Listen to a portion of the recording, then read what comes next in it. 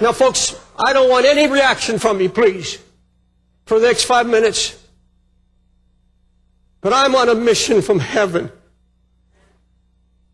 Some of you dear people sit in front of a television set.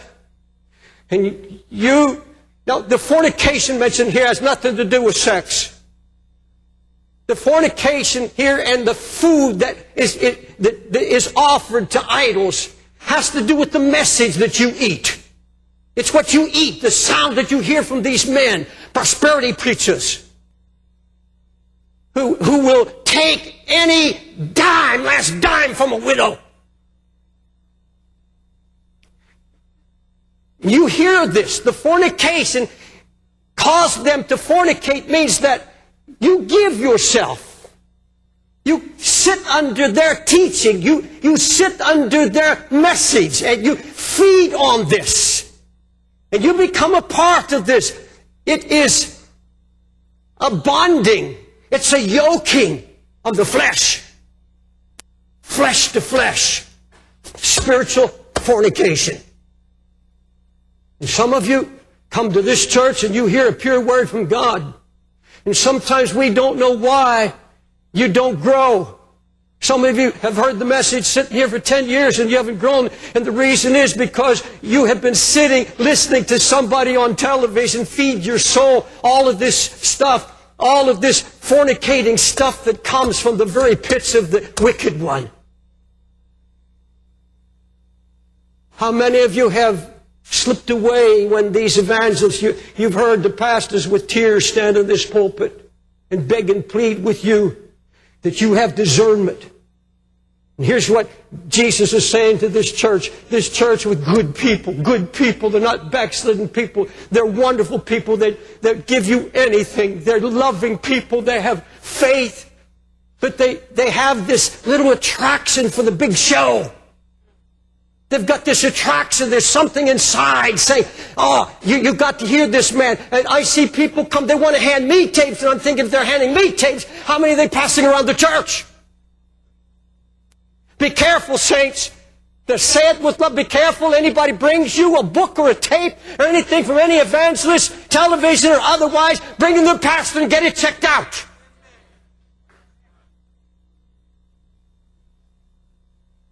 What a dangerous thing. And you slip off to Madison Square Garden, or you slip off because there's some healing evangelist, there's somebody in town. Now, not all healing evangelists are under this indictment, not at all. But when a man stands and tells the whole United States in one of his meetings, I curse any man or preacher who stands against my ministry. I curse him. When a man stands before the people on television and says, Jesus Christ has told me that one day he's personally going to attend and be in one of my meetings. That's blasphemy. That is the doctrine of demons.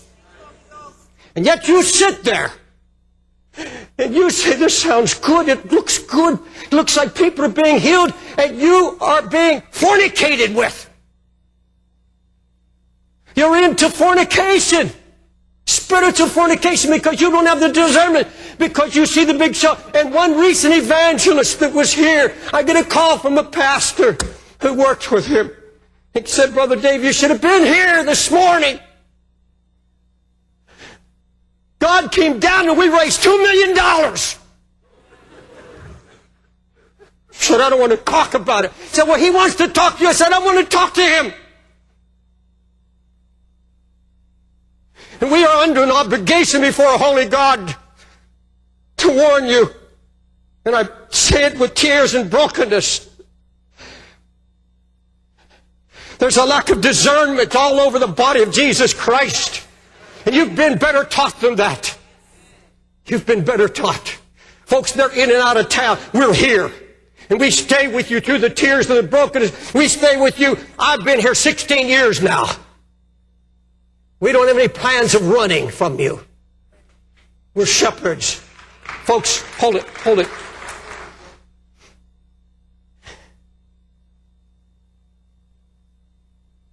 He said to the pastor, you tolerate allowing your people to slip off to meetings of false prophets Evangelists who practice divination, making merchandise of my people. Every time you go to them, come on, tell me the truth. How much time did you listen to them say, raising money? How much have you ever heard about raising money in this church?